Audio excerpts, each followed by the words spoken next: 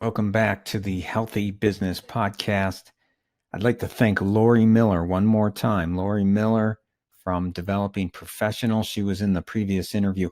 And if you didn't watch that interview, I'd like to suggest that you go listen, especially if you have employees that you're bringing back after quarantine.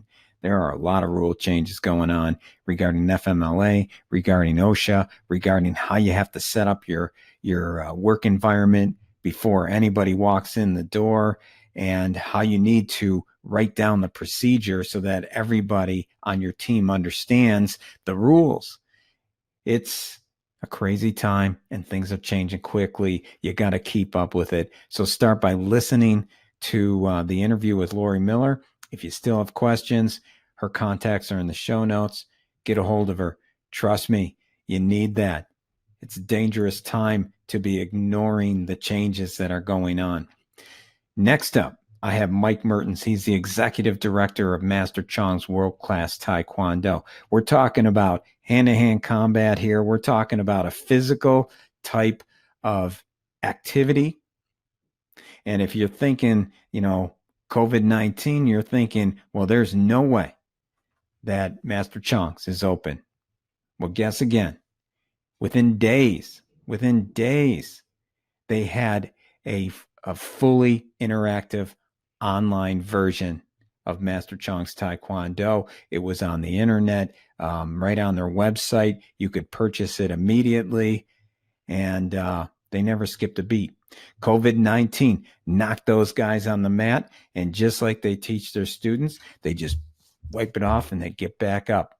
And it's extremely important for every small business owner to listen to this interview and to learn from this, because they were networking and they were communicating and they were finding out what was happening in other Taekwondo gyms in other areas of the country.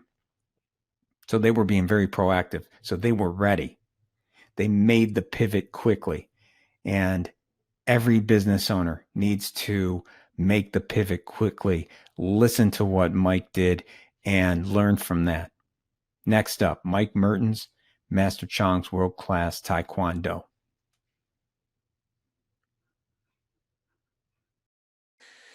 Okay, I'm here with Michael Mertens. He's the executive director of Master Chong's world-class Taekwondo. Michael, thanks for coming in. Why don't you tell us a little bit more about yourself and about the business? Okay, sure. Well, I am a proud Taekwondo student and master level instructor now with 37 years of Taekwondo experience to my name. 27 years ago, I moved here to Western New York with my martial arts mentor and now business partner, Grandmaster Sun Chong.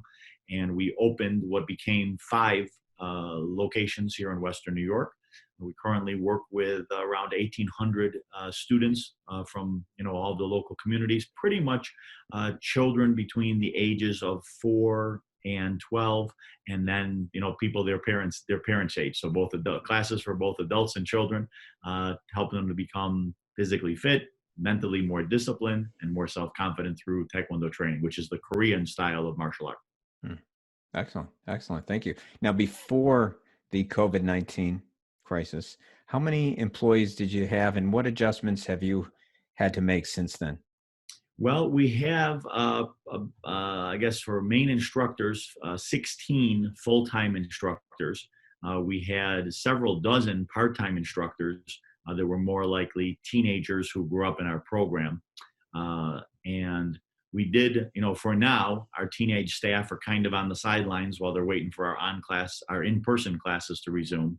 But our full-time staff, I'm happy to say, we've been able to retain 100% of them. Wow. And as we'll talk about, we've kept them fairly busy as we've transitioned to online classes. Wow. Well, yeah, let's dig right into that, because I'm shocked to hear that. It's nice to hear that. I'm very curious as to how are you doing that? Well, we realized right away, the relationship that we have with our students, the importance of them continuing to get their training, was paramount. So obviously, we became aware of the possibility of doing online live classes through Zoom and being able to service our students in that way. And so, we were throwing a little bit of a curveball when we realized that we weren't even going to be able to film these classes from our centers. But we did have 7 of our, main head instructors agree to film and perform classes from their homes or from their apartments. And so in this past week, we provided over 45 online classes for the students at all different belt levels. In addition, the other staff who were on the sidelines began offering and scheduling private lessons. And I'm happy to say that last week we taught 569 private lessons for some of Wow. our students online. We had a peak day of, I believe the number so far was 350 students take classes in a day, with all the different levels. So we've tried to make our online solution as robust as our offline class offerings were. Wow, that's interesting. Let's kind of walk through that, because a lot of the businesses have become so paralyzed, to the situation, and haven't been able to pivot that quickly. Kind of walk us through the process that allowed you to get from just learning about the crisis to, Right. hey, we're going online, and we're not only gonna go online, but we're gonna get to a point where we're gonna keep everybody employed. That's incredible. Well, I would say that I think it's helpful, and we talked with our team about this. It's helpful to be connected to a bigger mission, to give you extra energy around a crisis like this. So we weren't, to be honest, just concerned about saving our income or saving our business. We wanted to continue to service our students, right? We had this mission that these children, these young adults, these parents who are enjoying this fitness, this training, we didn't want to stop providing that to them. And so, I wanted to be accurate when we use the phrase to some of our families early on that we will do everything we can to keep bringing you your Taekwondo training. And Mm. in our opinion, particularly for the young people, because we train thousands of children throughout the year, they need a sense of normalcy. They need a sense of structure. They need to be physically active and mentally engaged. You don't want them in front of a screen all day, every day during this extended layoff. So we felt a tremendous sense of passion that we had to get this right and do it as quickly as possible. And thankfully, I've got an incredible team, that helped us to make it work. I can't say that we didn't have any mistakes or any errors along the way, but everybody kind of picked up in their area what they were best at. Some were better at the tech, some were better at the online class planning, some are in front of on the scenes teaching classes, some are behind the scenes. But everybody really rallied around that idea. We're just used to working with students all week long. That's what makes us excited. That's what drives us. And to have that removed from us didn't just hurt our business; it hurt our pride. Oh, So that's we wanted to interesting. get that. We wanted to work that back as fast as we could. When you started that, then was it who initially said, "Hey, let's get together, and let's do this. Let's figure out how we're going to do this." Who on your executive staff? I mean, just explain to me how that happened. Sure. Well, I'm happy to say that we're considered one of the leading Taekwondo schools in the country, and so I do speak at national events and I do network with other people around the country. As a result, I had, I guess, a little bit of a heads up as we watched, unfortunately, this epidemic unfold. And so I was connected with the schools in California. To be honest, the schools in California, the schools in Washington State, the Taekwondo schools were some of the first to close and some of the first to start saying, hey, maybe we're going to consider doing some online classes and what platform should we use? I had been aware of Zoom, but probably been only on it maybe once or twice for a teleconference in the past. But we heard that idea. We started demoing it out or practicing it with our team. A lot of practice sessions, actually, before we ever taught a live student, we had to learn, where should we be standing and what techniques, are better taught from the side, what's better front view, what's the right timing and pacing when you're working with students of all different ages online. But, we honestly made the transition not in several weeks, but in several days from when we heard the idea to when we went live. Wow, good for you. That's great. And you're just surrounding yourself with others in your community that sounds like helped you get there faster. Yes, yeah. I mean, I would encourage, I guess as some general advice to any business owner, I would say that the power of networking has been unbelievably valuable to our organization, for the entire time that we've been in existence. And, you know, in our field, for the most part, people feel a sense of fraternity or a sense of camaraderie to help one another because we again have this bigger mission about martial arts. But to be honest, at times like this, I would think that all businesses, if you're in the pizza business, can you talk to other people who are in the pizza business and try to figure out what you can do to connect to more people about takeout and ordering online? Um, we all need to help one another to get through this. And so now I'm obviously offering advice to other schools around the country based on what we're learning.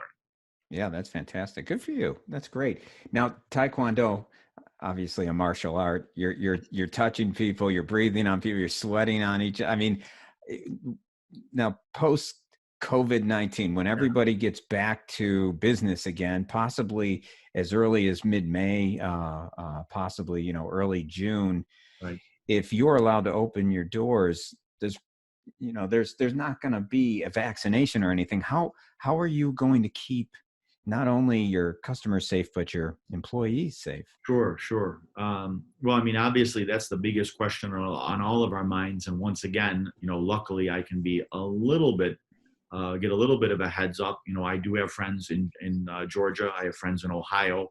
I have friends in Alabama who are operating schools or who will now be reopening their schools, probably a little ahead of us here in New York. First of all, of course, we're going to conform with whatever the state tells us to do, right? If the state tells us that we must wear masks or we must wear gloves, then we'll implement those procedures.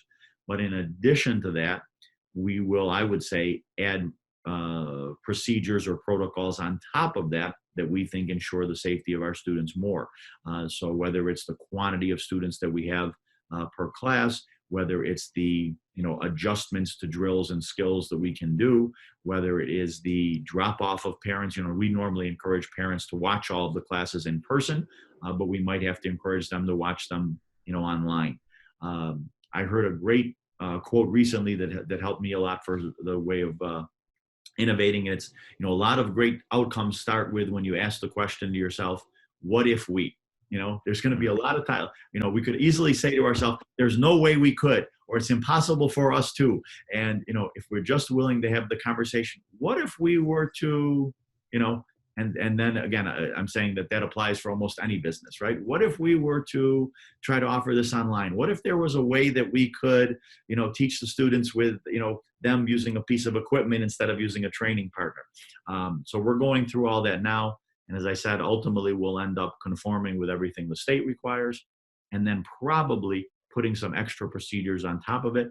And then I think a big part of this is going to be, how do we then communicate that message to our members, communicate to our community that not only is Taekwondo beneficial and helpful anyway, but in addition, we've also taken so many steps and precautions, to ensure our students' safety. Ensuring student safety and well-being is a big part of martial art training to begin with.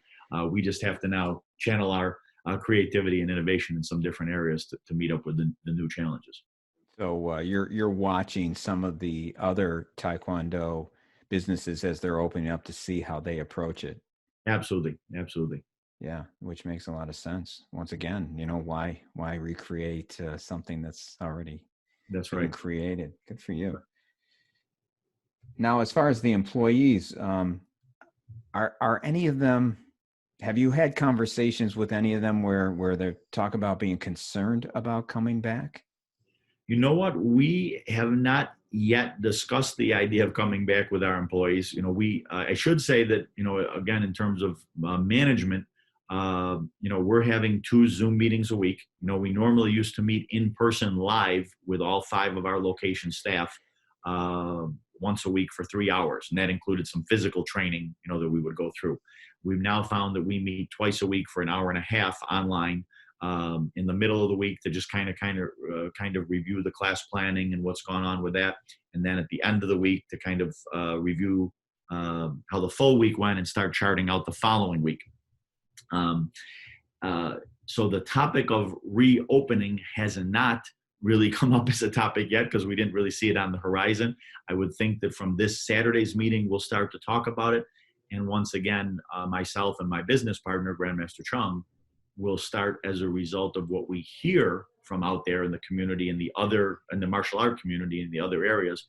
We'll now start saying, okay, it looks like this seems to be a pretty consistent requirement among states. Let's prep for that in terms of the supplies we're going to need or the procedures we're going to need. Now we're also hearing from this school owner or that school owner that they layered this on top. Is that something that we want to add into our system as well? So it'll be a kind of a research and development, find out what's out there, an executive discussion, and then it'll filter down into our staff. Wonderful, wonderful, very thought out. I like that. We think so. What kind of have you thought about the potential drop off in membership? Do you expect that there will be, and if so, what are you seeing in some of the other places, or what do you expect it might be? Well, I guess there's two parts to that question. First, there's the drop off that has occurred currently, right? So not 100% of our students took advantage of our online classes the next day after that, that we launched them. As a result, we knew that we needed to be in the education and assistance business, right? Mm-hmm. So we needed to connect with the parents. Even in this day and age, some of our students' parents are not as tech savvy. Some of them are, to be honest, being raised by their grandparents, or their grandparent is their primary caregiver.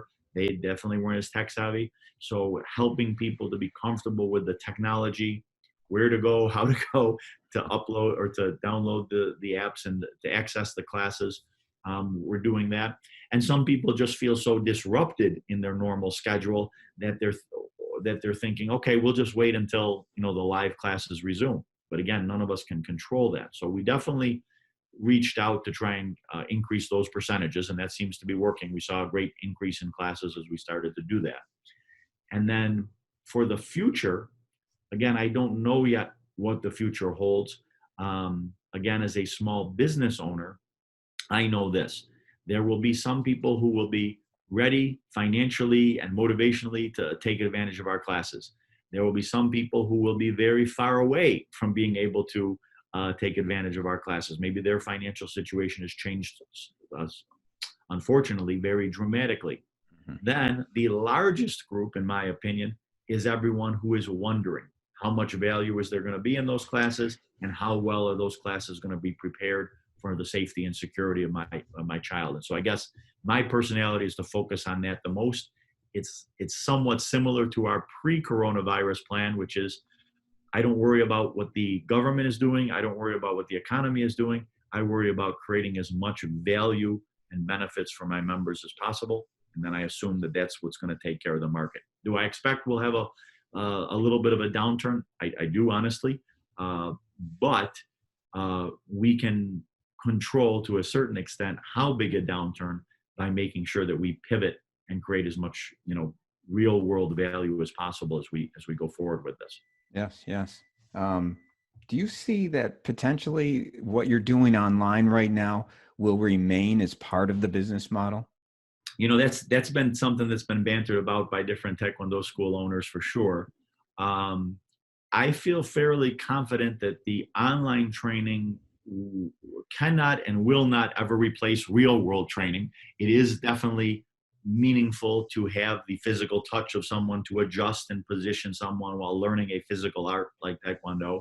I think there is a different kind of energy and camaraderie that comes out of being in live classes and working with a training partner, and the challenge of working with different people. However, first, I do think we'll have hybrid operations for a while.